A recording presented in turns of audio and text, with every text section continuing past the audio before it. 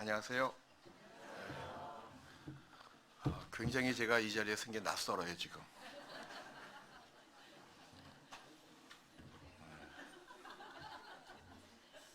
왕의 귀환이 아니고 종의 귀환인데 굉장히 낯설고 또 오랜만에 와서 보니까 더 많이 모이시는 것 같아서 제가 약간은 좀 충격입니다. 도리어 밖에 갔다가 오랜만에 오는 게 훨씬 나은 거 아닌가? 오늘 거의 꽉 찼네요. 감사하고요.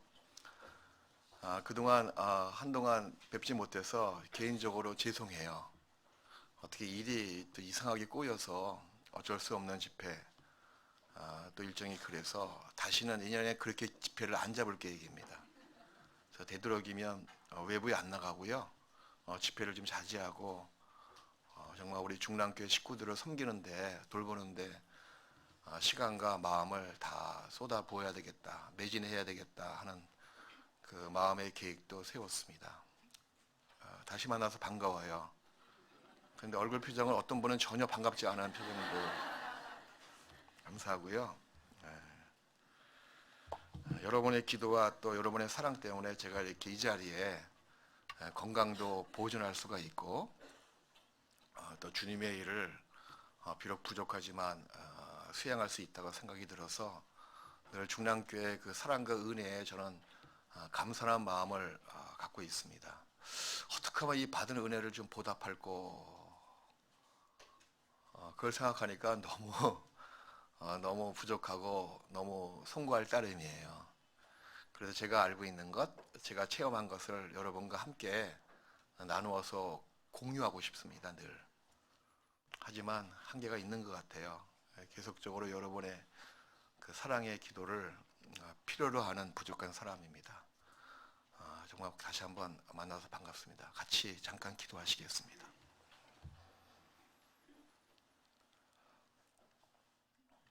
우리 영혼을 사망에서 생명으로 구원해 주신 하나님 아버지 감사합니다. 어쩌다가 그리스도인을 만나고 또 어쩌다가 생명의 말씀이 있는 교회를 만나서 이 귀한 복음을 듣고 거듭나고 영생을 얻었는지 돌이켜 생각할 때마다 감사가 되고 또 하나님께 영광을 돌립니다. 저희들의 모든 죄를 예수님께서 영원히 속죄해 주신 놀라우신 사실로 인하여 우리의 삶이 바뀌고 또 아무런 소망이 없는 저희들에게 산 소망을 주셨고 영원한 생명을 주신 것 그뿐만 아니라 하나님의 후사로 삼아 주시고 천국 기업을 준비하시고 물려주신 그 약속의 말씀에 의거해서 진심으로 감사드립니다. 저희들 이 땅에 살아가면서 받은 은혜와 축복이 너무나 크길래 보답하는 마음으로 살고자 합니다. 육신의 연약함 때문에 우리의 무지하고 또 부족함 때문에 하나님의 받은 은혜에 올바르게 보답하지 못하더라도 다시 한번 기회를 주시고 또 능력을 주셔서 하나님께 영광을 돌리는 저희의 삶이 될 수 있도록 도와주시옵소서. 주님의 피로 사주신 우리 서울 중랑교회 지금까지 주님께서 보호하시고 인도해 주신 것처럼 천국 가서 우리 주님 앞에 설 때까지 늘 보호하시고 붙잡아 주시고 경고해 주옵소서. 우리 가운데 한 사람도 구원을 받지 못해서 생명의 길에서 떨어지는 자가 없도록 자비를 베풀어 주옵시고 또 우리 가운데 한 사람도 구원을 받은 이후에 신앙의 발걸음 가운데 실족하는 사람이 없도록 붙잡아 주시옵소서.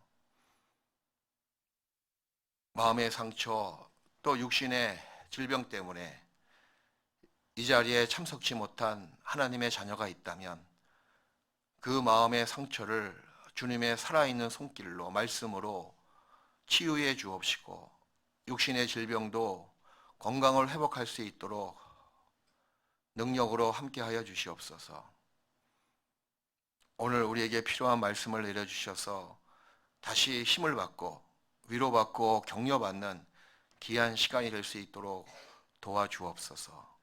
우리 영혼을 사망에서 생명으로 구원해 주신 예수님의 이름으로 기도드리옵나이다. 아멘.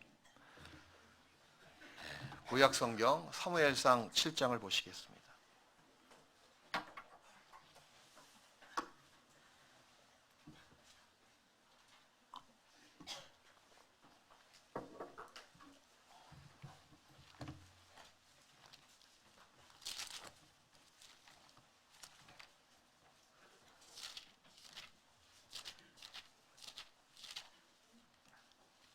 사무엘상 7장 12절부터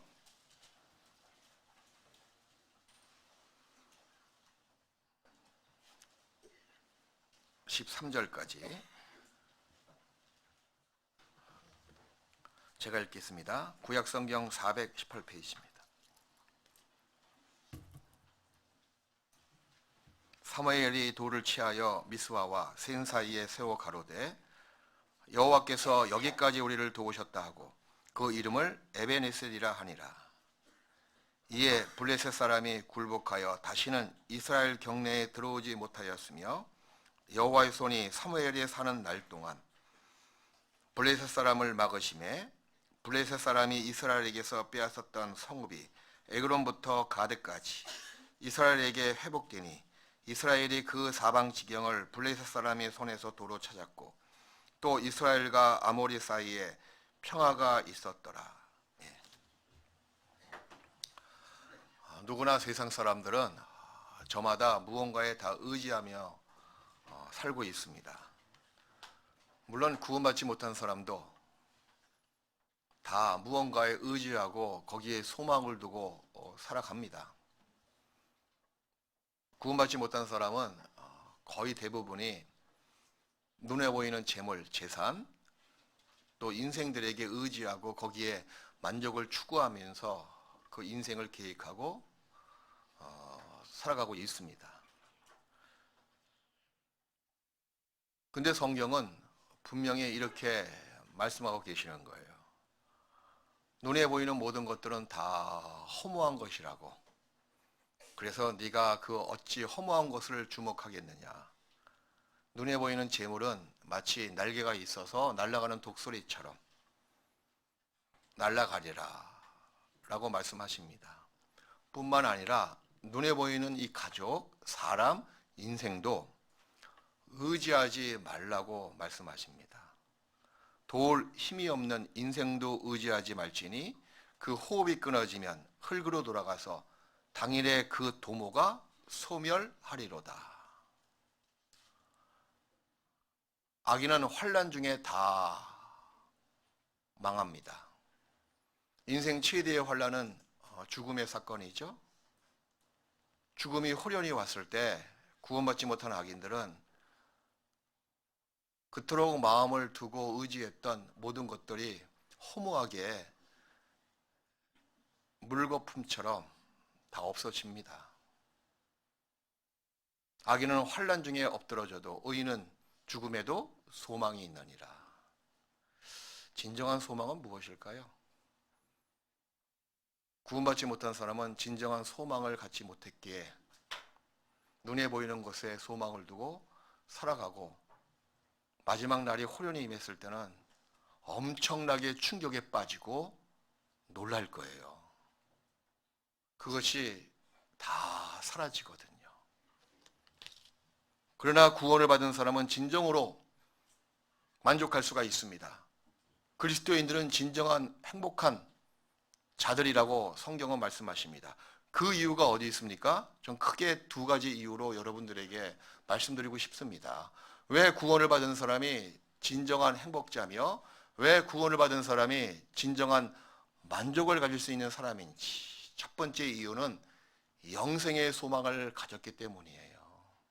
영생의 소망은 성경에서 이야기하고 있는 대로 살아있는 소망이며 복스러운 소망이고 죽을 때에도 그 소망이 없어지지 않는 것입니다. 담대하게 죽음을 우리가 초월할 수 있는 소망을 가졌잖아요. 그러니 진정으로 만족할 수가 있는 거예요. 진정으로 즐거워할 수가 있고 행복한 사람인 것을 스스로가 알 수가 있습니다. 그만큼 구원이 중요한 거예요. 신앙의 집도 구원이라는 반석 위에 세워지는 건축물입니다. 신앙의 집을 견고하게 세우기 위해서는 이 구원을 통해서 얻었던 이 소망을 튼튼히 붙잡고 있을 때 그 신앙의 집이 흔들리지 않고 견고하게 계속 세워질 수가 있어요. 마치 구원을 받은 사람에게 소망은 배가 항구에 정박해서 닻을 내리는 것처럼 내가 얻었던 이 살아있는 소망은 내 영혼의 닻, 곧 신앙의 닻이라고 성경도 말씀하십니다. 배가 든든히 태풍이 불어오더라도 비바람을 맞아도 흔들리지 않고 파손됨이 적게 하기 위해서는 닻을 튼튼히 내린 배가 파손되지 않고 아무리 센 비바람을 맞아도 그렇게 많이 흔들리지 않는 거예요. 구원을 받은 사람, 곧 살아있는 소망을 가진 사람은 진정으로 만족할 수가 있는 거예요. 영생의 소망을 가졌고 그 소망은 없어지지 않는 소망이거든요. 이게 첫 번째 이유입니다. 두 번째, 그리스도인들이 진정으로 즐거워하고 진정으로 만족할 수 있는 두 번째 이유는 뭐냐? 이 땅에 살아가면서도 하나님의 도움을 받는 사람이기 때문에 만족할 수가 있는 거예요. 하나님의 도움을 받는 사람, 대체 누굽니까? 세상에 그런 사람이 있습니까, 정말? 정말 하나님의 늘 도움을 받고 그 도움의 손길을 늘 만끽하면서 즐거워하는 그 행복한 사람이 과연 누구냐 그 얘기예요. 그것이 바로 성경에서 이야기하고 있는 그리스도인들입니다. 왜 우리 보고 만족하라? 왜 우리 보고 지족하라? 왜 우리 보고 범사에 감사하라? 항상 기뻐하라? 그렇게 요구하십니까? 이 두 가지 이유 때문에 요구하신다는 거예요. 구원을 받은 사람은 비로소 진정한 행복과 만족을 가질 수 있으며 그것은 바로 이 땅에 살아가는 신앙의 생활 와중에 하나님의 도움을 받을 수 있기 때문에 그러합니다. 그래서 구원받은 우리에게 하나님은요, 영원한 에벤에셀이에요. 에벤에셀. 그 뜻이 방금 우리가 성경을 읽었던 본문에 나와 있죠? 바로 도움의 돌이거든요. 옛날 사람들은 큰 사건이 있을 때 그 돌을 세웠어요. 언약의 징표죠? 약속의 상징입니다. 그리고 그 사건을 추억하기 위해서 돌을 세우곤 했거든요. 구약에도 많이 돌이 나와 있잖아요. 그죠? 이스라엘 백성이 여호수아의 인도를 받아서 요단강가를 건너면서 요단강 안에 있는 12개의 돌을 취해서 너희가 기숙할 첫 번째 장소 거기에 두라고. 이 돌은 뭔가 큰 의미 있는 사건을 기념하기 위해서 세우곤 했었습니다. 여기 나와 있는 돌, 에벤에셀의 돌, 에벤에셀 그 자체가 도움의 돌이거든요. 도움의 돌. 여러분의 도움의 돌은 누구십니까? 바로 하나님이라고 성경은 말씀하시는 거예요. 구원받은 우리에게 하나님은 영원한 도움의 돌이십니다. 자, 사무엘이 이스라엘 백성을 다 모아서 이제 힘을 길러서 곧 철천지 그 시대의 대적인 블레셋 군대와 싸워야 됩니다. 그 사무엘이 이스라엘 백성을 다 모으기 위해서 첫 번째 한 일이 뭔지 아세요? 그 앞에 나와 있거든요. 먼저 너희가 섬기는 우상을 갖다 버리고 우상의 신상에 대한 모든 모습이 있는 것도 다 가지고 와서 다 이 땅에 묻으라고 이방신을 섬기는 모습에서 너희가 구별되라고 먼저 요구합니다. 그래서 이스라엘 백성은 사무엘의 그 말에 다 순종해요. 그리고 미스바로 다 모이게 합니다. 드디어 블레셋 군대와 전쟁이 벌어집니다. 거기서 큰 승리를 거두거든요. 승리를 거둔 다음에 사무엘이 모든 이스라엘 백성 목전 앞에 이렇게 이야기하고 있는 거예요. 그게 12절에 나와 있는데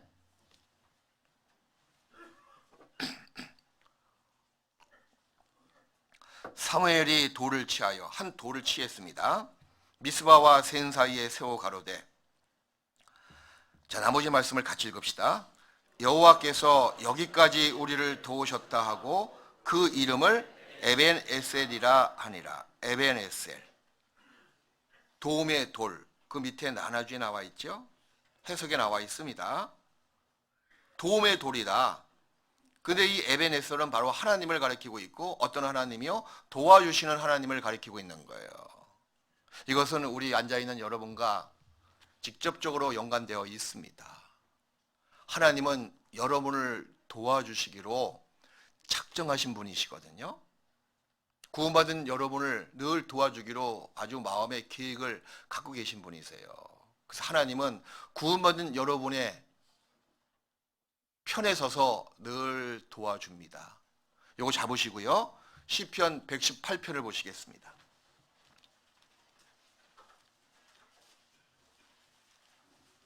그래서 구원을 받은 사람이 즐거워할 수가 있고 만족할 수가 있습니다. 왜? 도움의 돌이 늘 나와 함께 계시거든요. 시편 118편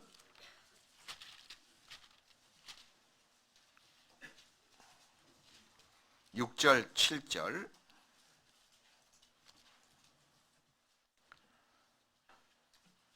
888페이지 시편 118편 6절 7절 말씀을 우리 같이 읽읍시다. 여호와는 내 편이시라. 내게 두려움이 없나니 사람이 내게 어찌할꼬. 여호와께서 내 편이 되사 나를 돕는 자 중에 계시니 그러므로 나를 미워하는 자에게 보응하시는 것을 내가 보리로다. 야, 하나님은 누구의 편이라고요? 나의 편. 나의 편이시라. 우린 편가르기야 선수 아닙니까? 그죠? 어릴 때부터 넌 내 편이냐 딴 편이냐 하고 그걸 뭐라 그러죠? 이거 아 그래 깐부인가? 이거 걸잖아. 이거 뭐라 그래요 이걸? 맞아, 깐부 맞대요. 깐부 걸잖아 이렇게. 지금 그저 어떤 친구는 아직 풀지 않은 친구도 나한테 있어요. 우린 그런 거 참 좋아하잖아요. 에? 너는 내 편이냐 아니냐. 근데 보십시오. 하나님이 누구의 편이라고요? 내 편이라고. 이 말씀이 얼마나 위로가 되는지 몰라요. 아예 하나님께서는 내가 구원받자마자 내 편이 되시기로 마음에 작정하신 분이세요. 그 뒤에 나와 있지 않습니까? 여호와께서 내 편이 되사 나를 돕는 자 중에 계시니 그러므로 사람을 두려워하지 말라고 말씀하시는 겁니다. 그리고 하나님은 특별하게 어려울 때 더 많이 도와주십니다. 평상시에는 말할 것도 없고요. 우리가 환난 중에 있을 때, 슬픔 중에 있을 때, 고통 중에 있을 때, 어려움 속에 흑암 속에 있을 때 그때 하나님은 더 내 편이 되셔서 나를 더 많이 도와주신다는 사실이에요. 시편 46편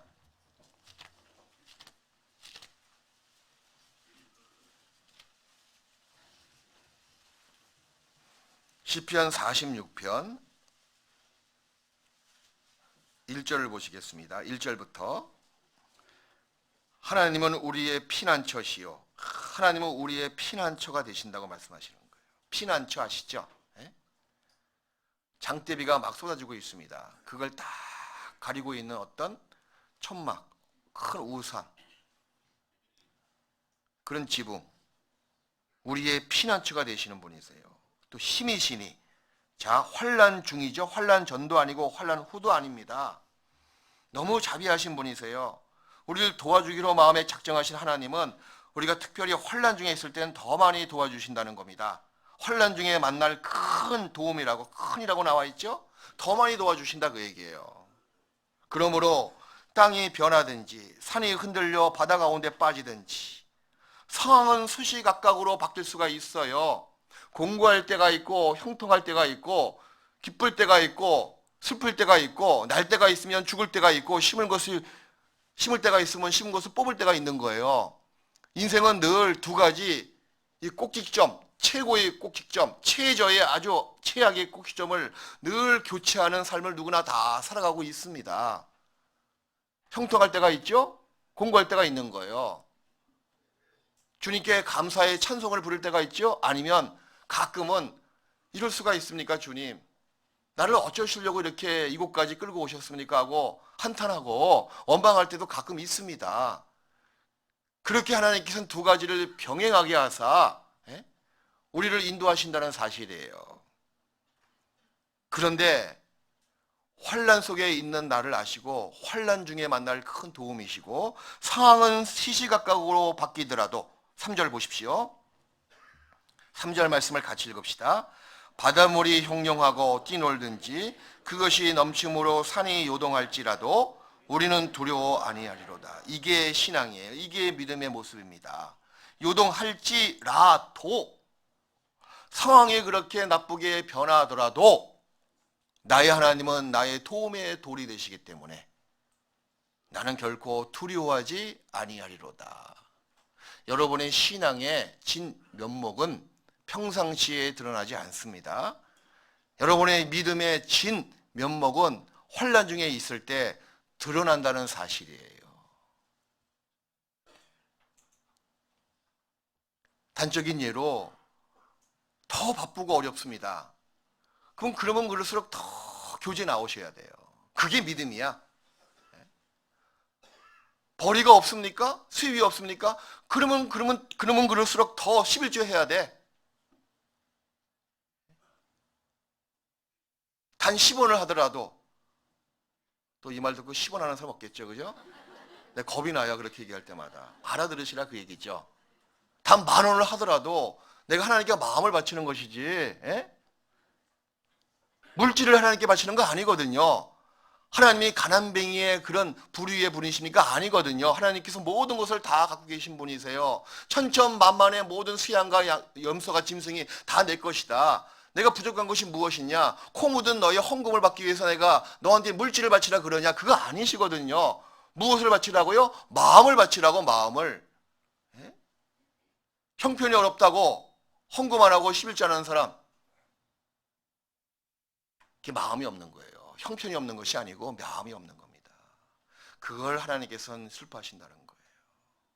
어떤 형편에 처하든지 어떤 환난 속에 있든지 그러면 그럴수록 더욱더 주님께 가까이 나가는 거예요. 그게 신앙의 진 면목입니다. 하나님은 환난 중에 만날 우리의 큰 도움, 바로 에베네셀, 큰 도움의 돌 되시거든요. 옛날 여호수아와 갈렙을 보십시오. 가나안 땅을 정탐하고 들어와서 민수기 14장이 쭉 나와 있거든요. 정확한 보고를 했잖아요. 성실하게 신실한 마음을 가지고 모든 백성과 모세 앞에서 보고를 합니다. 저 가나안 땅은 하나님이 주신 우리 약속의 땅이다. 약속대로 우리가 들어가면 우리 것이 된다. 무엇이 두렵냐? 그렇게 보고했더니 모든 이스라엘 백성은 바로 돌을 취해서 여호수아와 갈렙을 죽이기로 작정하고 달려들었잖아요. 그와 동시에, 거기 보면요, 그와 동시에 여호와의 영광이 다 나타나는 겁니다. 조금만 늦었으면 여호수아와 갈렙은 돌 맞아 죽었을 거예요. 그와 동시에 여호와의 영광, 역시 하나님은 환난 중에 만날 에벤에셀 되신다는 거예요. 다윗도 마찬가지예요. 아말렉 군대가 쳐들어와서 시글락 마을을 다 불태우고 자기의 가축들을 다 침탈해서 끌고 갔잖아요. 다른데 일 보고 다윗과 그의 부하들이 와서 보니까 이런 엄청난 일을 다 보게 된 겁니다. 자기의 사랑하는 가족, 아내, 자식들을 다 없어진 거예요. 끌려갔죠? 생사가 불명합니다. 그때 다윗의 부하들이 바로 다윗을 죽이려고 덤벼들었잖아요. 그때 하나님이 딱 나타나신 겁니다. 다윗의 마음에 힘을 주시는 거예요. 환난 중에 만날 큰 도움이 맞습니다. 우리가 관광지에 가잖아요. 그럼 경치를 분명히 한눈에 잘 볼 수 있는 좋은 위치가 분명히 있습니다. 어디에 올라가면 한눈에 보인다고. 이번에 광주 봉송 갔더니 광주 전경에 한눈에 보이는 곳이 있대요. 그래서 어딥니까 물어봤더니 무등산 전망대래. 그래서 거기 우리 형제 땅인데 그랬어 제가. 다 알고 있더라. 거기 딱 올라가면 광주 시내가 쫙 보인대요. 관광지에 가잖아요. 그 한눈에 경치를 쫙 볼 수 있는 그런 장소가 분명히 있습니다. 마찬가지로 하나님을 만나기 가장 좋은 위치는 어딜까요? 성경에선 늘 그걸 이야기하고 있는 거예요.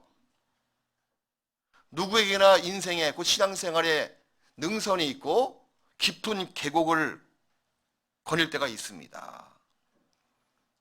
모든 인생도 마찬가지죠. 잘 될 때가 있고 잘 안 될 때가 있고 신앙생활도 마찬가지예요. 태양에 가까운 아주 그냥 능선 위에 태양을 늘 찬란하게 비치고 볼 수 있는 그 신앙의 능선 위를 걸어갈 때도 있지만 꼭 그렇지만은 않잖아요. 또 습기 많고 캄캄한 곳에 깊은 골짜기에 들어갈 때가 있습니다. 저는 등산을 많이 안 가지만요. 안 가는 이유가 두 가지 이유입니다. 힘들게 올라와서 또 힘들게 내려와야 돼. 곧 내려갈 거 왜 올라가? 그렇게 얘기했더니 목사님 축구 좋아하지요? 예, 그래요. 그랬더니 축구공을 왜 찹니까? 지가 치고 지가 쫓아가는데. 뭐 똑같아 가만히 보니까. 봉우리에 딱 올라가잖아요? 그럼 저 너머에 또 높은 봉우리가 보여요? 안 보여요? 보여요. 하지만 거기를 가기 위해서는 또 내려가야 돼요. 그죠? 깊은 골짜기를 반드시 통과해야지만이 앞에 보였던 그 봉우리까지 또 올라갈 수가 있는 거예요. 항상 봉우리와 봉우리 사이에는 골짜기가 반드시 계곡이 반드시 있습니다. 여러분이 하나님을 올바르게 볼 수 있고 또 하나님을 늘 가까이 갈 수 있는 절호의 장소, 절호의 기회는 신앙의 능선 위에 거닐 때보다도 신앙의 그 깊은 계곡, 골짜기에 들어갈 때입니다. 관광지에 가면 경치를 한눈에 쫙 볼 수 있는 그런 위치가 있듯이 하나님이 어떤 분이실까요? 그분의 자비로우심, 그분의 인자하심, 사랑의 하나님, 나를 도와주시는 분이 맞느냐 하는 문제 앞에 정확하게 답을 내릴 수 있는 그 위치와 장소는 바로 신앙의 골짜기에 들어갔을 때 하나님을 정확히 볼 수 있으며 신앙의 골짜기에서 나의 간구하는 그 기도의 소리를 하나님께서는 다 들어주신다는 사실입니다. 신앙의 골짜기에 들어갔을 때 하나님께서는 세미한 음성으로 나에게 말씀하시는 거예요. 그 옛날 엘리야를 보십시오. 죽으려고 그랬잖아요. 다시 양식을 먹고 40일 밤낮으로 호렙산, 거룩한 산에 갔습니다. 굴속에 들어가서 기진맥진하고 있었을 때 하나님의 음성이 들리는 거예요. 내 앞에 섰으라. 큰 소리가 있고 바람 소리가 있지만 거기 하나님이 안 계시는 겁니다. 끝내는 세미한 음성이 들리더라. 여러분, 깊은 골짜기에 들어갔을 때 하나님의 세미한 음성이 들립니다. 성경에는 신앙의 정점에 있었던 부분보다 깊은 골짜기의 수렁에 있었던 부분을 많이 기록하고 있습니다. 그 이유가 뭡니까? 신앙의 계곡에 있을 때 하나님을 투명하게 볼 수가 있습니다. 신앙의 깊은 골짜기에 들어갔을 때 하나님의 음성을 정확하게 세미하게 들리지만요, 내 마음에 확 찌르는 채찍처럼 들어온다는 사실이에요. 아브라함이 그랬죠? 어느 아브라함이 독자 이삭을 막 바칠 때 그때 하나님의 이 음성이 들렸잖아요. 아브라함아, 아브라함아. 절체절명의 순간 가장 환난 중에 있을 때 하나님의 음성이 아브라함의 귀에 들렸던 겁니다. 그때 나타나신 거 아니겠습니까? 욥은 어떠했습니까? 진짜 고난 가운데 있을 때, 낭망하고 있을 때, 모든 사람들이 다 자기를 욕하고 있을 때 하나님이 찾아주셔서 만나주셨잖아요. 욥은 고백하기를 내가 전에는 듣기만 하였었더니 이제는 하나님을 직접 보나이다. 하나님을 언제 봤습니까? 고난 가운데 있을 때 본 거예요. 다니엘과 그 다니엘의 세 친구도 마찬가지입니다. 사자굴과 극렬한 풀무 속에 들어갔어도 거기서 하나님의 능력을 맛봤습니다. 도움을 맛봤죠? 도움의 돌이 곧 에베네셀이 어디에 와 있습니까? 그 사자굴 안에 와 있었잖아요. 풀무불 속에 그 도우미들이 와 있었잖아요. 예? 사자의 입을 봉하셨습니다. 불 속에서 다니엘의 세 친구를 지켜주셨습니다. 엘리야는요, 그 우상 숭배자들 850명과 싸워서 이겼습니다. 그때 하나님께서 그 능력이 임했던 거예요. 우리도 마찬가지입니다. 신앙의 위기 속에 있습니까? 그때가 가장 절호의 기회예요. 어떤 기회요? 하나님의 능력을 체험할 수 있는 기회입니다. 하나님의 세미한 음성을 들을 수 있는 찬스입니다. 하나님을 투명하게 볼 수 있는 확실한 기회이기도 합니다. 그런데 우리 마음은 그렇지 않아요. 종종 형통할 때 하나님께서 가까이 계시는구나. 그리고 하나님께 감사가 나오죠. 근데 도리어 말입니다. 신앙의 능선, 형통할 때 있을 때 도리어 승리가 도취돼서 더 하나님께 멀어지는 경우를 우리는 성경에서 왕왕 볼 수가 있습니다. 솔로몬이 그랬잖아요. 그죠? 다윗은 어떠했습니까? 고난 가운데 있을 때 늘 하나님을 봤습니다. 하지만 다윗이 부귀영화가 극에 달했을 때 그 마음이 교만해진 거예요. 간음의 죄에 빠졌죠? 그 이유도 마찬가지예요. 간음의 죄, 살인죄를 회개하고 돌아왔지만 또 마음이 교만해져서 어떤 죄를 저질렀습니까? 자기 영광을 구했잖아요. 야, 우리 유대 백성의 그 수, 군대의 수가 얼마큼 되는지 한번 세어려 봐라. 그게 셈에 도취되잖아요. 그러면 마음이 교만한 겁니다. 자기의 부귀영화를 마치 자기가 이룬 것처럼 과시하고 싶고 거기에 스스로가 만족하고 싶은 마음이 올라왔던 거예요. 그래서 큰 징계를 받았잖아요. 다윗이 말년에. 백성들에게 큰 온역을 내려서 많은 백성이 죽지 않았습니까? 그래서 누가 이렇게 얘기했어요. 그리스도인에게는 안락한 환경은 마귀 시험에 가장 가까운 이웃이다. 안락한 환경이 있죠? 예? 남편도 고분고분하고 신앙생활 잘해요. 자식도 그런대로 신앙생활 잘해요. 기도하려고 눈을 감았더니 그렇게 마음을 기울여서 기도할 제목도 별로 없어. 야, 감사하다. 좋다. 물론 기뻐하십시오. 감사를 드리십시오. 하지만 그때 여러분들은 신앙의 시험대에 올라와 있음을 잊지 마셔야 돼요. 도리어 내가 지금 고난 가운데 있을 때, 실패를 맛봤을 때, 수렁에 골짜기가 탁 들어갈 때 그런 환경을 탓하지 마시고 도리어 수렁의 골짜기가 아니고 하나님을 더 가까이 볼 수 있는 신앙의 전망대에 와 있다고 생각하시라는 겁니다. 가장 좋은 경치를 볼 수 있는 신앙의 전망대가 어딥니까? 하나님을 가장 확실하게 투명하게 세미한 음성을 보고 들을 수 있는 신앙의 전망대가 어딥니까? 지금 어려운 가운데 있을 때, 환난 중에 있을 때 그때거든요. 왜냐하면 신앙의 수렁에 들어와 보니 벌써 주님께서 거기 계시는 거예요. 에스겔 35장.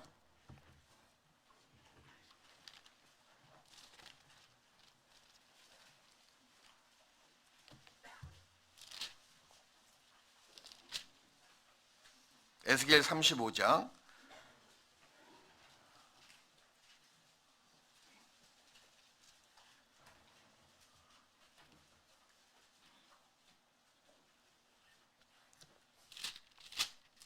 35장 10절을 보시겠습니다.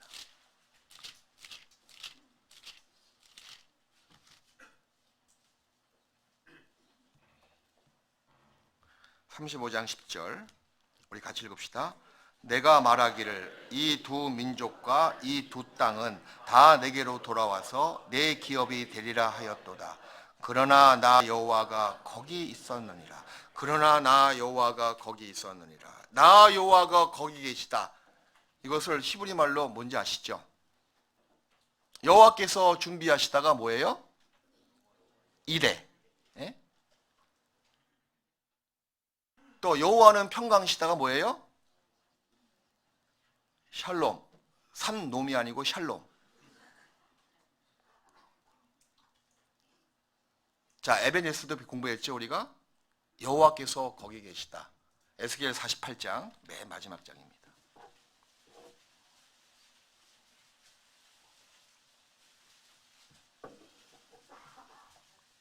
구약성경 1230페이지예요. 에스겔 48장 35절.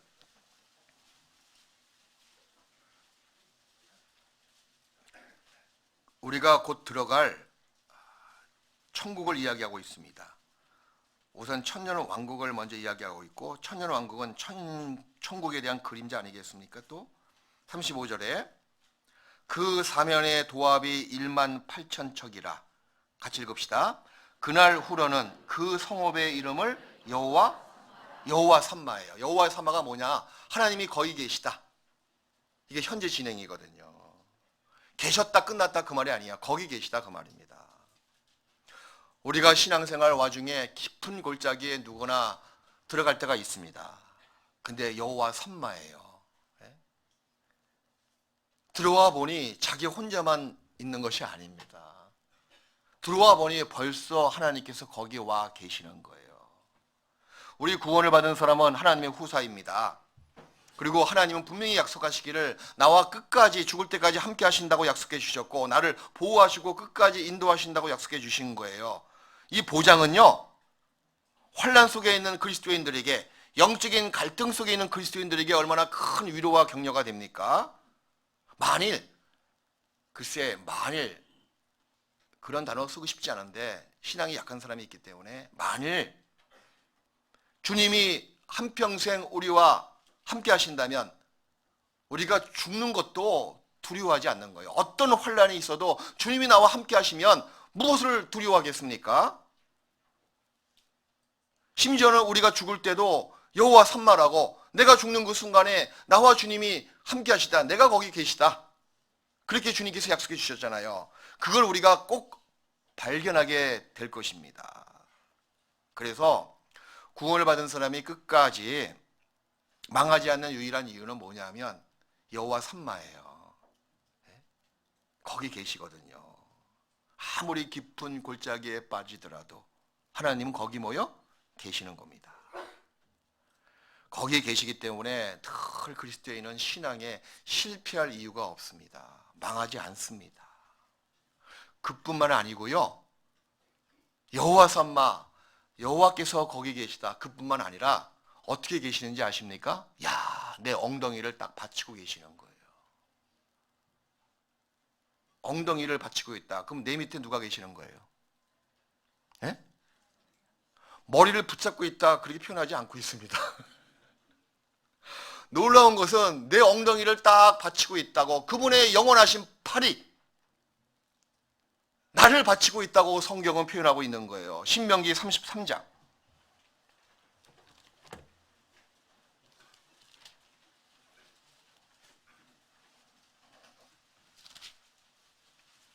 (33장) 보기 전에 32장부터 보시겠습니다. 32장 10절.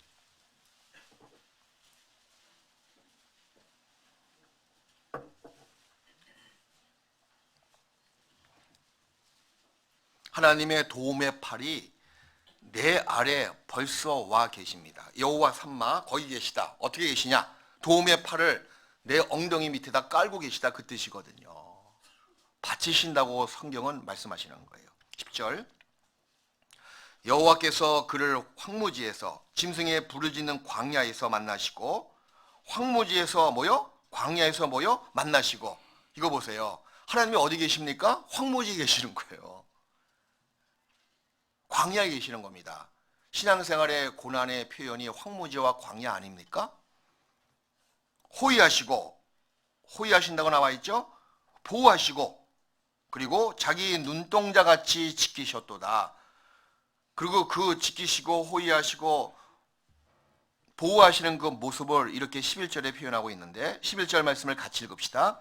마치 독수리가 그 보금자리를 어지럽게 하며 그 새끼 위에 너풀거리며 그 날개를 펴서 새끼를 받으며 그 날개 위에 그것을 엎는 것 같이. 새끼 위에 너풀거리며 날개를 펴서 뭐요? 새끼가 뚝 떨어지거든요. 독수리가 자기 새끼를 그렇게 훈련시킨다면서요? 예? 절벽에 놓고 떨어뜨려 본다고. 그럼 새끼는 죽겠다고 막 떨어집니다. 날개를 팍 퍼덕이면서. 근데 그 밑에서 어미 독수리가 와서 날개를 펴고 받치고 있는 거예요. 그걸 이야기하고 있습니다. 날개를 펴서 새끼를 받으며 그 날개 위에 그것을 엎는 것 같이 또 날개를 덮는다는 거예요. 신명기 33장 한 장 넘겨보십시오. 27절.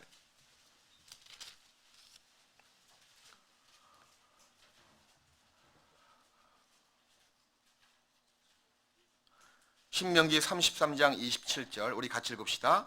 영원하신 하나님이 너희 초소가 되시니 그 영원하신 팔이 내 아래에 있도다. 그가 내 앞에서 대적을 쫓으시며 멸하라 하시도다. 아, 보십시오.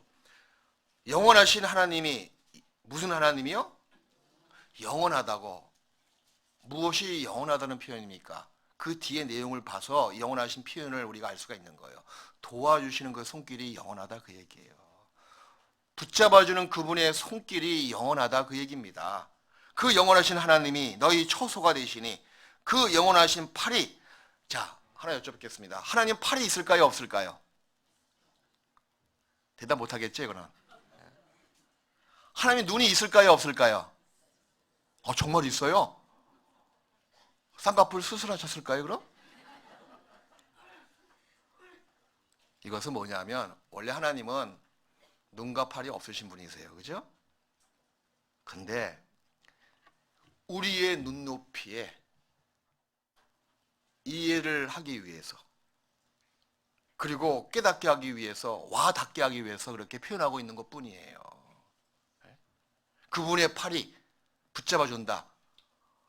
붙잡아준다라고 표현하면 참 이상하잖아요. 팔이 나와 있다는 겁니다. 원래 없는데 그렇게 표현하고 있는 거. 그것을 성경에서는 신인동형론이라고 신학적으로 이야기합니다. 하나님이 사람의 모양처럼 나타나서 사람들로 하여금 깨닫게 해주신다 그 뜻이에요. 이건 신령한 팔이거든요. 눈에 보이는 팔이 아니고 눈에 보이는 눈동자가 아니고 신령한 눈동자. 나를 지켜보시는구나. 그걸 깨닫게 하기 위해서 나를 붙잡고 계시는구나. 그걸 깨닫게 하기 위해서 팔이 나와 있는 겁니다. 그분의 영원하신 팔이 어디에 있다? 읽어보세요. 어디에 있다? 내 아래에 있는 거예요. 그 말은 뭐예요? 벌써 내가 떨어지기 전에 와 계신 거예요? 안 완화시킨 거예요? 벌써 와 계신 거예요. 자리를 자정하시고 다 나를 받치고 있는 겁니다. 새끼 독수리가 너풀거리며 막 떨어질 때 그 어미 독수리가 미리 와 있잖아요. 와서 밑에서 받치고 있는 것처럼. 네? 능한 그분의 도움의 팔, 에벤에셀의 그 도움의 돌이 내 아래에 딱 놓여 있는 겁니다. 우리가 신앙생활 속에서 가끔 자기 처지에 자괴감을 느끼고 상실감을 느끼고 열등감에 빠져서 이런 생각이 올라올 때가 있어요. 나 같은 것이 뭐 하겠다고. 내 죄와 악이 하나님께 얼마나 부끄러운데 하고 스스로 열등감에 빠져서 신앙생활을 이 전진을 하지 못하는 경우가 많이 있습니다. 우리가 가장 악하고 가장 비천한 상태에 있을 때가 있습니다. 신앙의 이 더러움 때문에 그 더러움이 많은 깊은 골짜기에 습기 많고 벌레 많은 그 깊은 골짜기에 빠져있는 자기 처지를 발견하고 한탄하는 경우가 가끔 있잖아요. 가장 비천한 상태에 있을 때에도 나의 아래 누구의 손이 계십니까? 그분의 영원한 팔이 있는 거예요. 그 영원한 팔에 보니까 팔에 뭐가 묻어 있습니까? 그분의 보혈이 묻어 있는 거예요.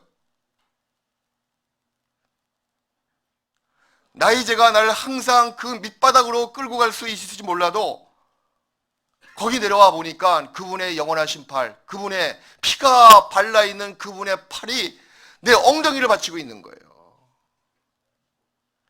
예수님의 위대한 속죄는 여전히 내 밑에 있습니다. 그분의 피가 여전히 흐르고 있는 거예요. 더 이상 내려갈래야 내려갈 수가 없습니다, 여러분. 구원을 받은 사람은 또 내면으로부터 오는 고뇌와 고통이 있어요. 그래서 마음이 침륜에 빠지고, 침륜, 가라앉다 그 뜻이거든요. 저 밑바닥까지 자기의 마음의 고뇌와 고통 때문에 밑바닥까지 가라앉을 수가 있습니다. 하지만 그때 그때 밑을 보니 그분의 영원하신 팔이 벌써 내 엉덩이, 내 신앙의 밑바닥을 딱 받치고 계시는 거예요. 그분의 영원하신 팔이 나를 받치고 있기 때문에 더 이상 우리는 더 밑에까지 떨어질래야 떨어질 수가 없는 사람들입니다. 그리고 때때로 외적인 혹독한 시험과 감당치 못할 어려움을 당할 수가 있습니다. 깊이 또 우리의 모든 것이 가라앉을 수가 있겠죠? 그래도 기억하십시오. 여전히 그분의 영원하신 도움의 팔이 미리 내 밑에 왔다는 사실을 기억하시라는 겁니다. 결코 그분의 팔은요, 그분의 영원하신 팔, 도움의 돌은요, 느리거나 힘이 없어가지고 쭉 빠져있는 상태가 아니에요. 예? 이사야 40장을 보시겠습니다.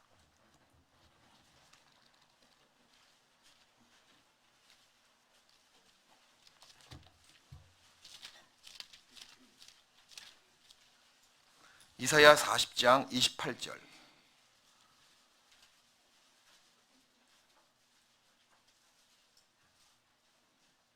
이사야 48장 27절부터 28절까지. 야곱아 내가 어찌하여 말하며 이스라엘아 내가 어찌하여 이르기를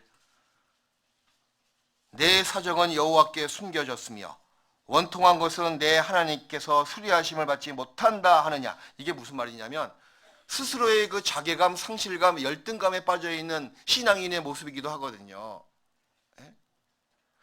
하나님이 내 어려운 것을 어찌 알 수 있겠느냐. 내가 이 깊은 골짜기에 들어와 있는데 나의 사정은 다 숨겨졌다.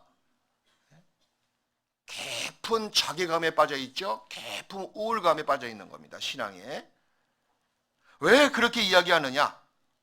자 보십시오. 29절 말씀을 같이 읽읍시다. 너는 알지 못하였느냐 듣지 못하였느냐 영원하신 하나님 여호와 땅끝까지 창조하신 자는 피곤치 아니하시며 곤비치 아니하시며 명철이 한이 없으시며. 보세요. 그분의 팔은 피곤하대요 피곤치 않대요? 피곤치 않다고. 그분은 이렇게 힘이 빠져가지고 손이 쭉 늘어진 상태가 아니에요. 그렇지 않다. 예? 스스로 생각에 갇혀서 열등감을 갖지 말라 그 얘기입니다. 그리고 하나님께서는 가난한 자를 위해서 그 도움의 돌을 늘 준비하시는 거예요. 마음의 가난한 자. 이게 무슨 말인가 하면 우리 마음이 가난해지고 마음에 상심한 상태가 될 때는 언제입니까? 형통할 때요? 아니거든요. 공부할 때입니다. 기쁠 때요? 아니거든요. 슬플 때입니다.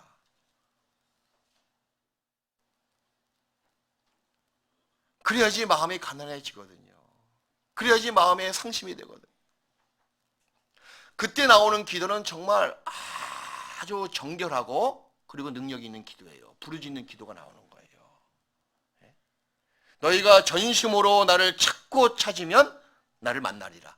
찾고 찾는 마음, 상한 심령이거든요. 가난한 심령이거든요. 그런 자를 하나님께서는 만나 주시는 거예요. 그런 자와 가까이 하신다고 약속해 주셨습니다. 우리가 얼마나 간사합니까? 눈에 보이는 모든 것이 다 형통하면 정말 하나님을 부르짖고 하나님을 향해서 상심한 마음을 가질 것 같아요? 그렇지 않거든요. 거의 대부분은. 어떤 면에서는요. 어차피 우리가 구원받고 이 땅에 살아가는 이 기간들이 하늘나라의 영광을 곧 구하기 위한 삶, 준비된 삶, 상급을 쌓기 위한 삶이 분명하다면 도리어 세상에서 좀 루저, 좀 가난하게 살고 도리어 세상의 형통한 일보다 공고하고 상심된 일을 많이 받는 것이 훨씬 나은 거예요. 왜? 그걸 통해서 투명하게 하나님을 볼 수가 있거든요. 그걸 통해서 하나님의 도움의 손길을 아주 많게 갈 수가 있거든요. 그걸 통해서 정말 신앙이 무엇인지를 확실히 배울 수가 있거든요. 자기의 마음과 자기의 환경을 가난한 마음을 가질 수 있도록, 상한 심령을 가질 수 있도록 그런 환경과 처지를 만들 필요가 있습니다. 아이고 끔찍해요 목사님. 내가 일부러 어떻게 이렇게 만들어요? 일부러 만들기를커녕 도리어 그런 환경이 주어질까 겁나 죽겠는데. 그건 저도 마찬가지예요. 하지만 그 일이 딱 당했을 때는요, 그래, 예?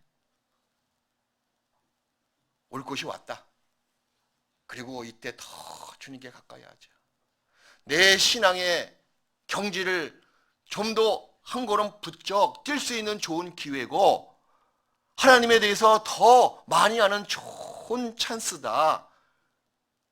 그렇게 여기시라는 겁니다. 성경 그렇게 나와 있거든요. 이사야서 57장.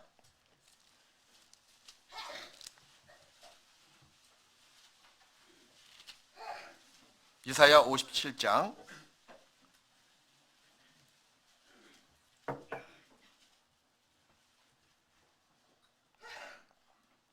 57장 15절. 지존 무상하며 영원히 거하며 거룩하다 이름하는 자가 이같이 말씀하시되, 자 같이 읽읍시다. 내가 높고 거룩한 곳에 거하며 또한 통의하고 마음이 겸손한 자와 함께 거하나니 이는 겸손한 자의 영을 소송케 하며 통의하는 자의 마음을 소송케 하려 함이라. 누구와 함께 하신다고 약속해 주셨습니까? 마음이 겸손한 자, 그리고 마음에 통의하는 자. 마음이 겸손한 것은요, 이거 자기가 아무리 마음을 낮춰야 되겠다 하도 그 낮춰야 되는 그 단계가 한계가 있더라고, 한계가. 예? 근데 정말 어려울 때, 정말 힘들 때, 근데 주님 아니면 못 살겠습니다. 주님 앞에 정말 겸손한 마음의 상태가 그때 됩니다. 예? 이 구원을 받은 사람은요, 여러 가지 시행착오를 겪을 수가 있어요. 예? 자기 힘을 의지할 때가 있고, 자기 열심, 자기 의를 의지해서 뭔가 돌파구를 찾으려고 하는 그런 시행착오를 겪곤 합니다. 끝내는 말입니다. 끝내는 아주 막다른 골목에 탁 몰고 가시거든요. 그래서 모든 걸 다 놓고 하나님만 바라봅니다. 이제 하나님 없으면 난 끝입니다. 진짜 겸손한 마음 아닙니까? 겸손이 뭐예요? 하나님만 바라보는 거. 하나님만 의지하는 거. 하나님만 신뢰하는 게 그 마음의 상태가 겸손한 마음의 상태예요. 상한 심령이 뭡니까? 막 통곡하는 마음이잖아요.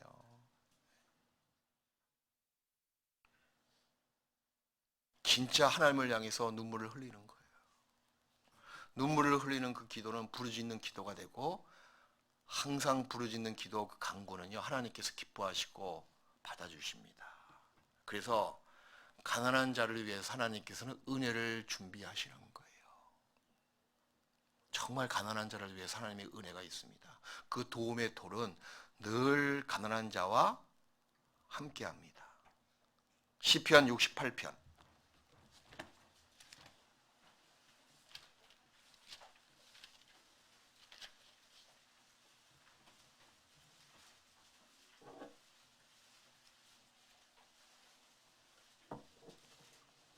시편 68편 10절.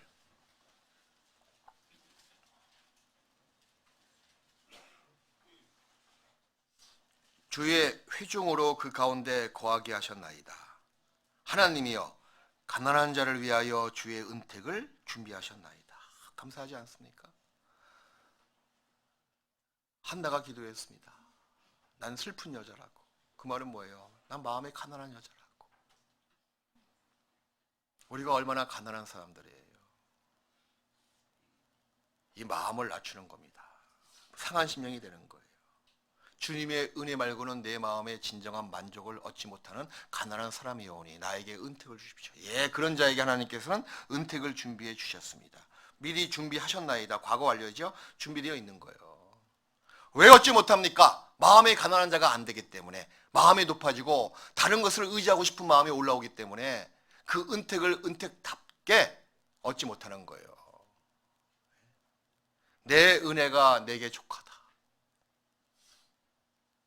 우리가 하나님의 도움을 얻음으로 정말 우리에게 유익한 것이 몇 가지 있습니다. 도움을 얻어본 사람은요, 앞으로 어떤 곤란과 어떤 환란이 있더라도 한 번 도움을 받았기 때문에 뭔가 이겨낼 수 있는 힘이 다 올라와요. 에벤에셀, 여호와께서 여기까지 도우셨다 그 뜻이지만, 여기까지의 그 말은 여기까지만 도와주고 앞으로 안 도와주겠다 그런 의미가 아니거든요. 여기까지 도와주셨다 그 말은 또 이렇게 우리가 영원히 앞으로 도와주신다는 보장이 되는 말이기도 합니다. 사무엘상 7장으로 다시 돌아가시겠습니다.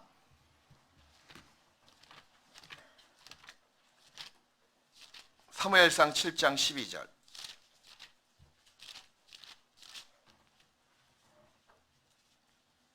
(7장 12절)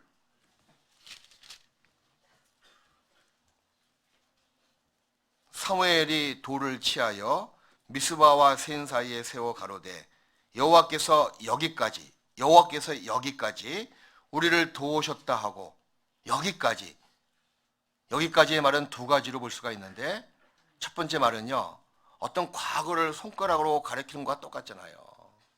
봐라, 블레셋 군대를 아주 박살낸 거 하나님이 도와주셨다. 너희 백성의 과거 역사를 봐라. 애굽에서 나올 때부터 지금까지 여기까지 도와주셨다. 우리 개인적인 신앙생활 모습도 마찬가지예요. 구원받은 지 지금 세월이 흘렀잖아요. 1년 지나셨습니까? 수년 지나셨습니까? 10년, 20년 지나셨습니까? 정말 하나님께서 여기까지, 오늘 이 순간까지 나를 도와주셨어요. 내가 가난할 때도 있었습니다. 부할 때도 있었겠죠? 건강할 때도 있었겠죠? 병들 때도 있었습니다. 괴로울 때, 슬플 때, 시련을 당할 때,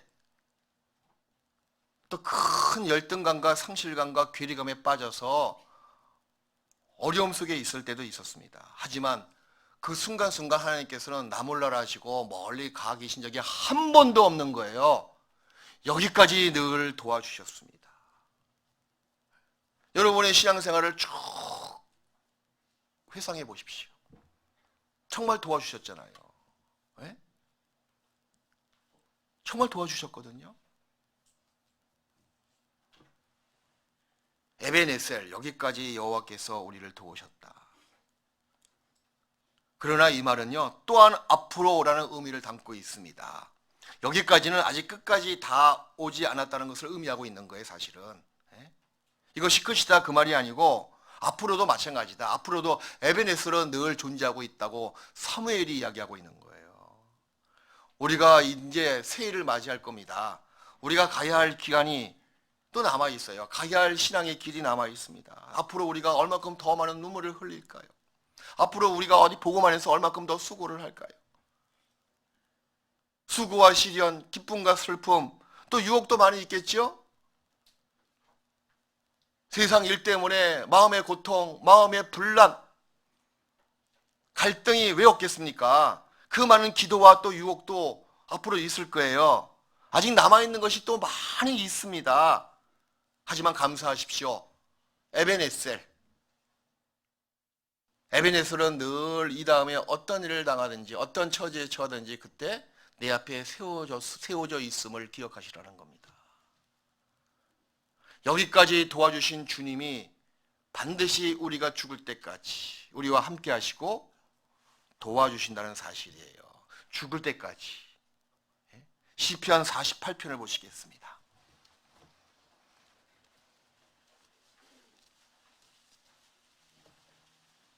시편 48편 14절.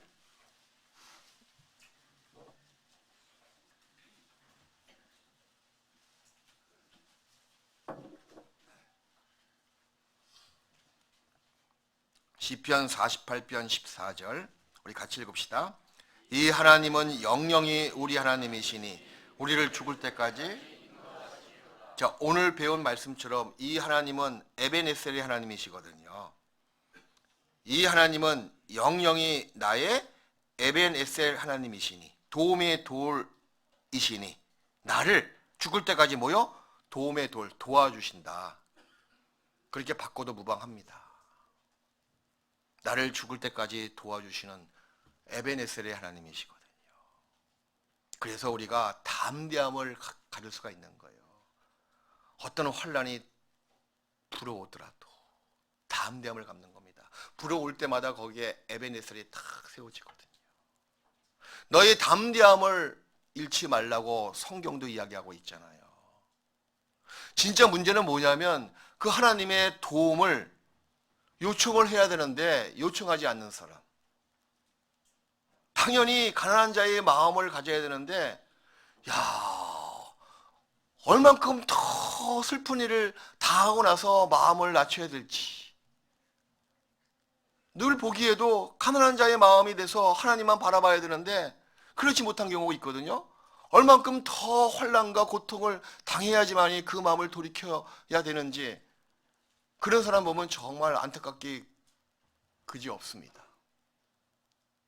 하나님은 우리의 도움을 늘 요청하기를 바라세요.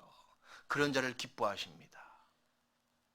가난한 자, 상심한 자의 마음을 가지고 하나님께 부르짖는 자를 늘 찾으시고 그런 자를 정말 기뻐하신다니까요.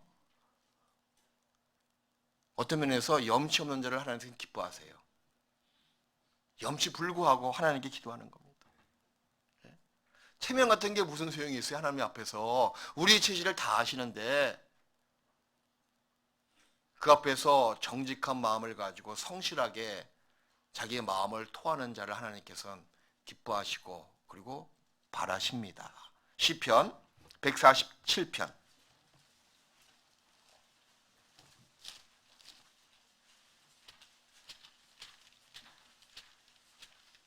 시편 147편 10절부터 11절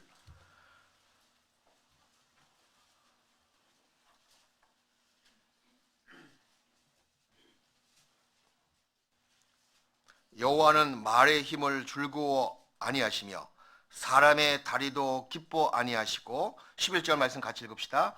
자기를 경외하는 자와 그 인자하심을 바라는 자들을 기뻐하시는도다. 자기를 경외하는 자를 기뻐하신다고 나와 있죠. 하나님의 인자하심, 도움을 받기를 바라는 자들을 기뻐하신다고 말씀하시는 거예요. 도리어 우리를 싫다고 내치는 것이 아니고 기뻐하신다고, 도움받기를 바라는 자를 하나님께서는 즐거워하시고 기뻐하신다고 말씀하시는 겁니다. 그 앞에 나가지 못할 이유가 없습니다. 우리를 죽을 때까지 인도하시고 그뿐만 아니라 우리가 죽을 때까지 늘 하나님의 도움을 바라기를 원하셔요. 기뻐하십니다. 그 유대 왕 중에서 선한 왕이 한 명이 있었습니다. 아사 왕이라고요. 이 아사 왕은요, 처음부터 정말 하나님을 올바르게 섬겼어요. 그 마음이 하나님께 꼭 맞았습니다. 그래서 우상을 다 없애버리고요, 자기 어머니가 우상 섬기는 거 보고 자기 어머니 왕후까지도 폐할 정도로 아주 하나님의 말씀의 계명에 대해서는 아주 추호에 틀림없이 그렇게 행했던 왕이었거든요. 근데 그 왕이 35년 동안, 재위 35년 동안만 그렇게 했던 거예요. 나머지 6년 동안에 합당치 못한 일을 행했습니다. 하나님을 의지하기는커녕 도리어 세상 다른 힘 있는 열왕의 세력을 의지했던 거예요. 이 아사 왕은요, 차라리 그럴 바에야 35년 다 하나님 섬기고 죽는 것이 훨씬 나을 뻔했습니다. 이게 무슨 말인가 하면 어떤 사람에게는요, 죽는 것이 더 나은 것이 있는 거예요. 네? 어떤 사람에게는 사는 것이 더 나을 수가 있고. 그러니 하나님이 그 인생을 아시거든요. 근데 아사 왕은 35년 딱 하고 자기를 위해서는 죽는 게 훨씬 나을 뻔했어요. 나머지 6년 동안에 합당치 못한 그 왕후의 기간이 전날에 35년의 모든 것을 다 좀 어둡게 만듭니다. 역대하 15장 잠깐 찾아보시겠습니다. 역대하 15장. 죽을 때까지 하나님의 도움을 요청했어야 되는데 이 유대왕 아사왕은 그렇지 않았거든요. 35년 동안은 하나님의 도움을 요청했지만 나머지 6년 동안에는 다른 인생, 다른 열왕의 세력을 의지했던 거예요. 그래서 죽을 때 발에 병이 걸려서 죽습니다. 그래서 징계받아서. 역대하 15장 15절.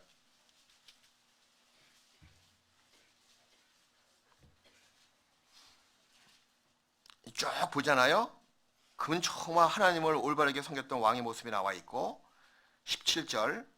산당은 이스라엘 중에서 제하지 아니하였으나 아사의 마음이 일평생 온전하였더라. 근데 언제까지입니까? 19절. 이때부터 아사 왕 35년까지 다시는 전쟁이 없으니라. 하나님께서 복을 주셨거든요. 35년까지죠. 그죠? 근데 16절에 16장 딱 들어가잖아요. 그러면 36년부터 쭉 모습이 나와 있는데 하나님을 의지하지 않은 모습이 나와 있고 16장 7절을 보시겠습니다.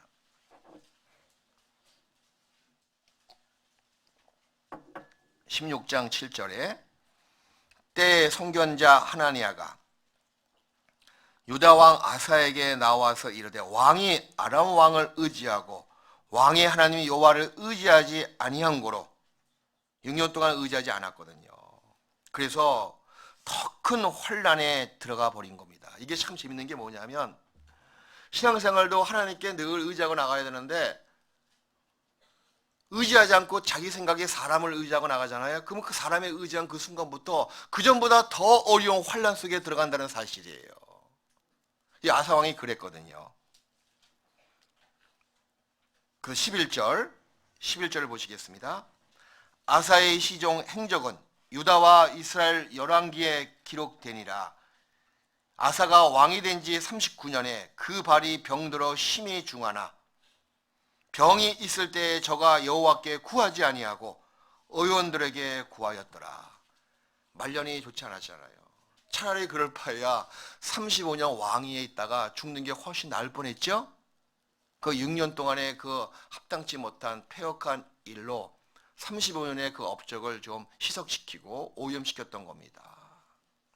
끝까지 죽을 때까지 도움을 받아야 돼요.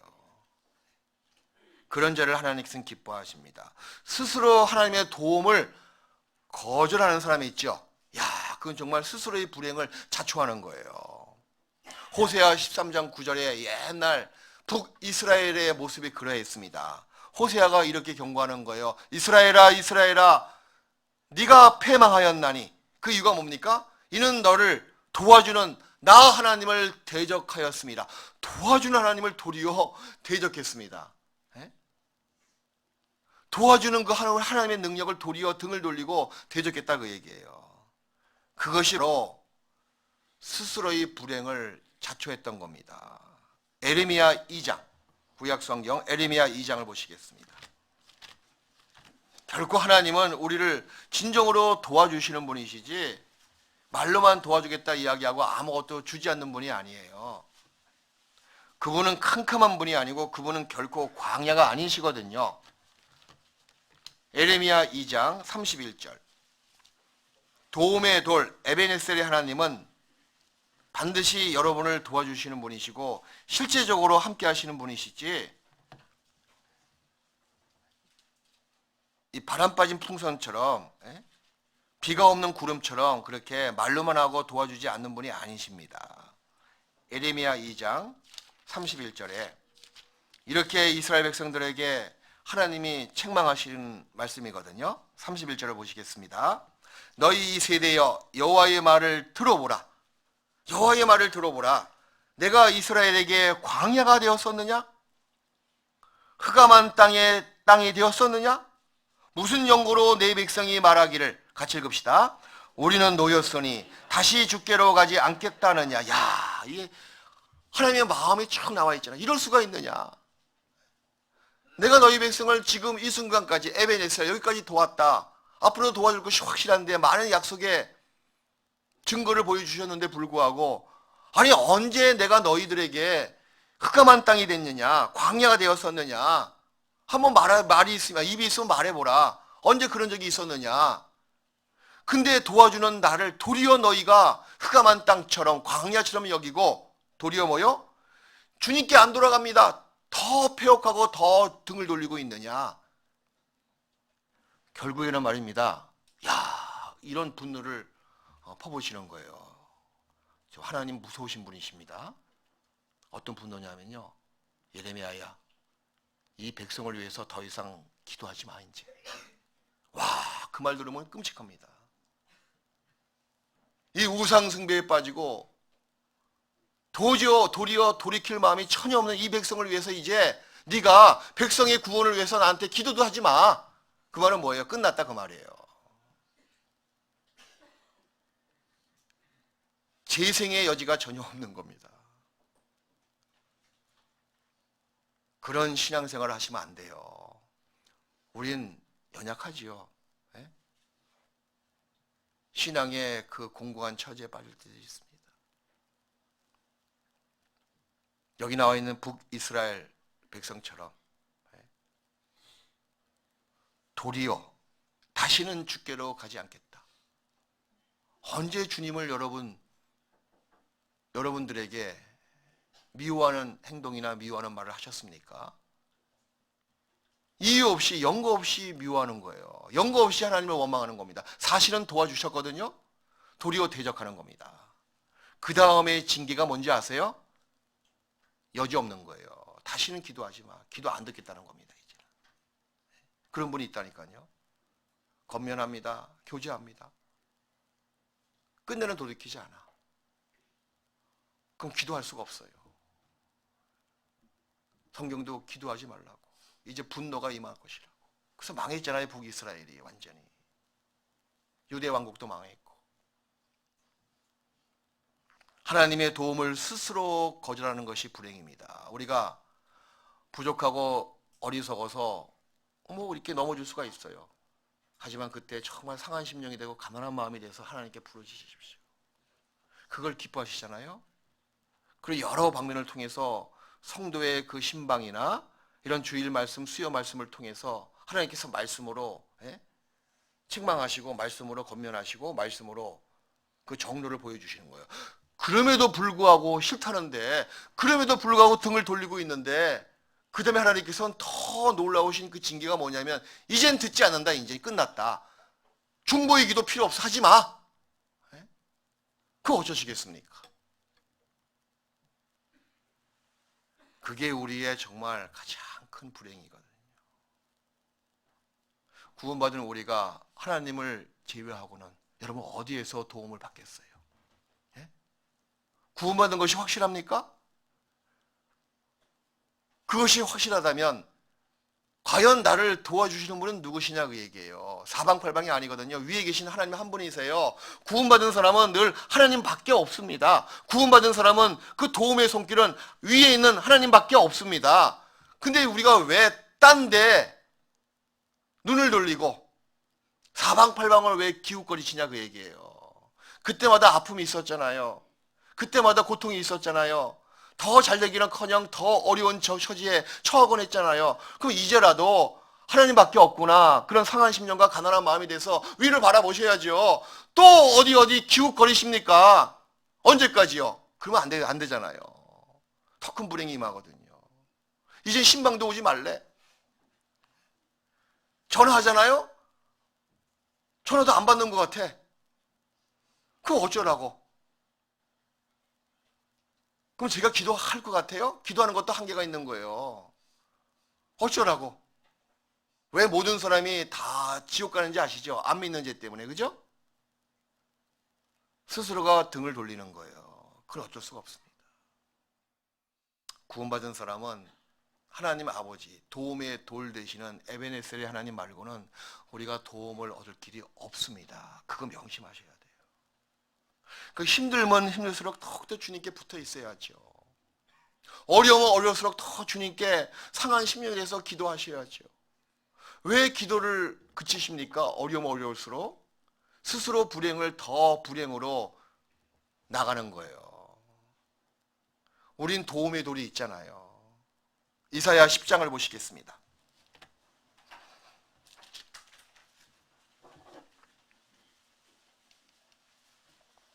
구약성경 이사야 10장 3절을 보시겠어요?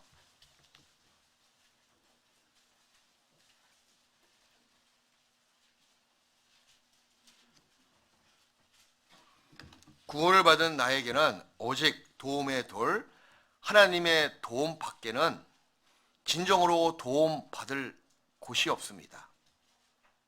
이사야 10장 3절 같이 읽어요. 너희에게 벌하시는 날에와 멀리서 오는 환난 때에 너희가 어떻게 하려느냐? 누구에게로 도망하여 도움을 구하겠으며 너희 영화를 어두운 곳에 두려느냐? 이거 보십시오. 너 어쩌려냐 지금? 예? 네가 지금 잘못한 것 때문에 징계의 그 벌을 받았는데 또 앞으로도 멀리 인생의 환란의 때가 분명히 있을 텐데 너 어떻게 하려느냐? 대체 누구에게 도망갈 것이냐? 어디서 도움을 네가 구하겠으며 얻을 수가 있겠느냐? 이건 누구를 가리키고 있는 거예요? 첫 번째는 선택받은 이스라엘 백성을 가리키고 있고 또 여기 앉아있는 구원받은 그리스도인을 가리키고 있는 거예요. 진정으로 하나님의 도움을 받고 있는 그 그리스도인은 진짜 복받은 사람이에요. 성경도 그렇게 이야기하고 있거든요. 이러한 백성은 복이 있나니 여호와를 자기 하나님으로 삼는 백성은 복이 있도다. 그 말은 뭐예요? 여호와를 자기의 도움의 돌로 삼고 있는 백성은 복이 있도다. 에베네셀, 늘 자기 마음에 에베네셀을 다 모시고 있는 사람. 그게 진정한 복입니다. 우리가 구원받고 지금까지 발걸음마다 에베네셀이 탁 세워졌잖아요. 맞죠? 예? 정말 그때 신앙의 위기, 인생의 위기 때마다 에베네셀이 있었거든요. 앞으로도 마찬가지예요. 여기까지 여호와께서 도우셨다 그 말은 앞으로도 걱정하지 말아라. 계속 내가 발걸음마다 에베네셀의 돌이, 그 도움의 돌이 계속 세워질 겁니다. 나의 영원한 에베네셀 누구세요? 하나님이에요. 그분밖에 우리는 도울 곳이 이 세상 천지의 사방팔방에 없습니다.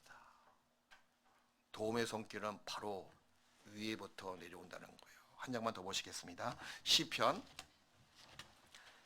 147편인지 5편인지 요즘 제가 그래요. 옛날엔 그거 다 외웠는데 140 잠깐만요. 144편이네요. 144편 7절을 보시겠습니다.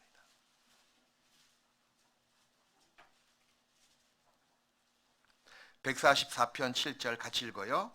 위에서부터 주의 손을 펴사 나를 큰 물과 이방인의 손에서 구하여 건지소서.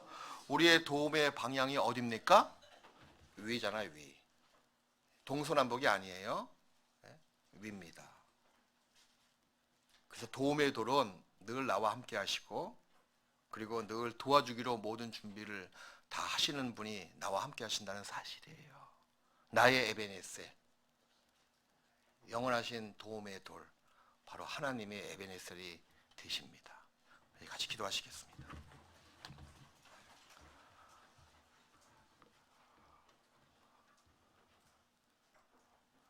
나의 도움의 돌 되시는 하나님 아버지 감사합니다.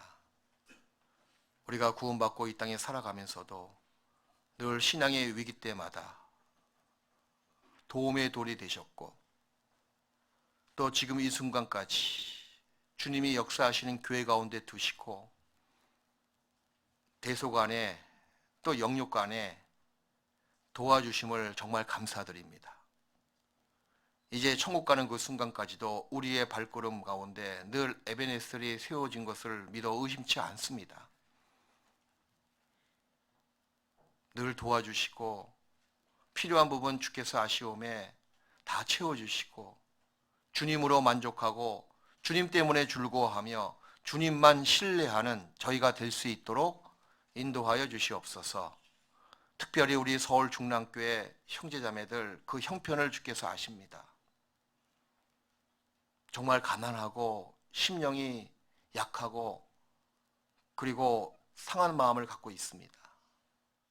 늘 주님의 약속처럼 함께해 주시고 위로해 주시고 새 힘을 주셔서 끝내는 주님 안에 영광과 또 의의 면류관을 다 받을 수 있도록 도와주시옵소서. 이 위의 모든 시간 주께서 친히 인도해 주시기를 간절히 바랍니다. 우리를 언제나 사랑하시는 예수님의 이름으로 기도했습니다. 아멘. 자, 그리고 이번에 뭐 한 달쯤 지났지만 좀 늦은 감이 있어요. 필리핀 수빅교회 선교 갔다 왔는데 선교 영상을 잠깐 좀 제작을 했으니 그거 보시고 우리 봉사행 나와주셔서 광고해 드리겠습니다.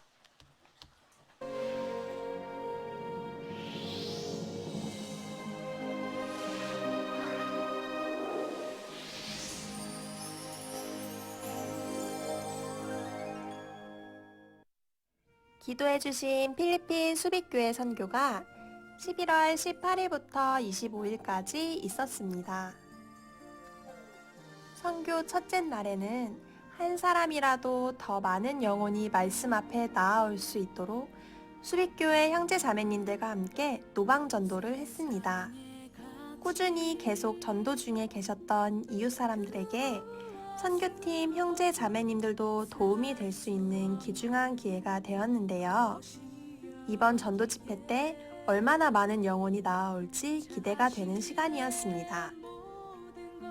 그리고 전도 집회가 시작되었습니다. 전도를 받고 많은 분들이 새롭게 참석하셨고 노방 전도를 통해서 참석하신 분들도 몇몇 계셨는데요. 새로 참석하신 분들이 처음에는 어색해 하셨지만 계속되는 말씀으로 점점 마음이 열리는 모습을 볼 수 있었습니다. 집회 기간에도 선교팀 형제 자매님들은 수빅교회 형제 자매님 가정으로 신방을 다녔습니다. 간증을 들으면서 많은 것을 느낄 수 있었는데요. 비록 살아온 환경은 다르지만 같은 복음을 듣고 구원받은 우리는 하나라는 것이 확신이 들면서 감사가 되는 시간이었습니다.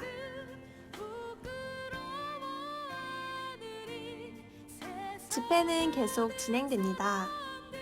같은 시간 중강당에서는 수빅교회 많은 아이들도 말씀을 듣고 있었고 죄말씀까지 들은 영혼은 70여 분 정도 되었습니다. 선교팀 형제 자매님들께서도 수빅교회당 곳곳에서 도움의 손길을 내밀며 집회에 계속 한마음으로 동참했습니다.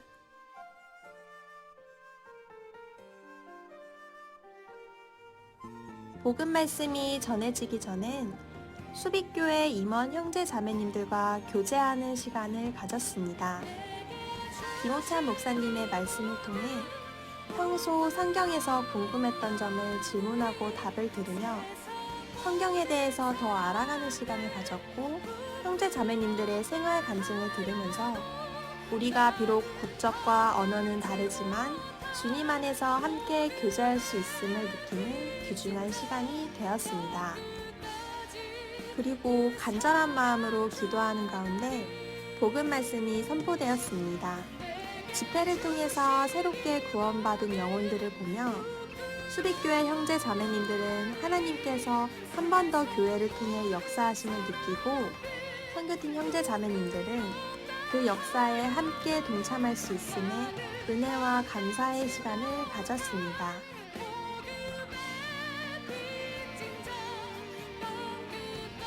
주일에는 전 세계 모든 교회와 다름이 없이 주일 말씀을 들었고 처음으로 교회당에서 침례식을 가졌습니다. 새롭게 침례를 받으신 분은 20여 분 정도 되셨는데요. 침례식이 진행되는 것을 보며 계속해서 교회를 통해서 새로운 생명이 탄생함을 느낄 수 있었습니다.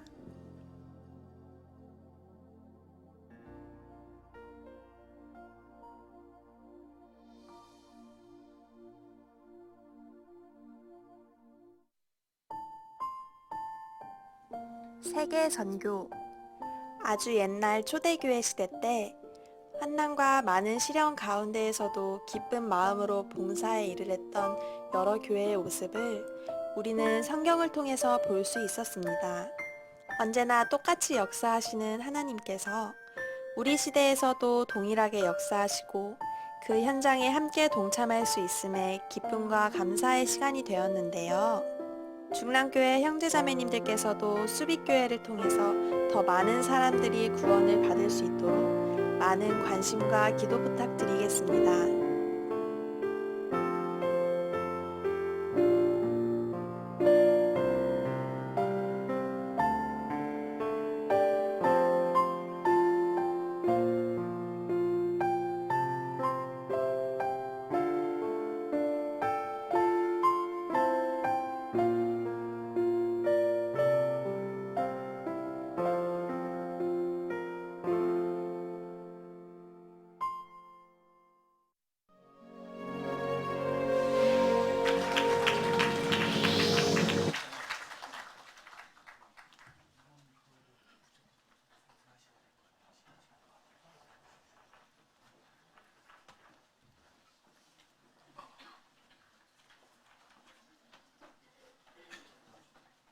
예, 잠시 광고 말씀 드리겠습니다.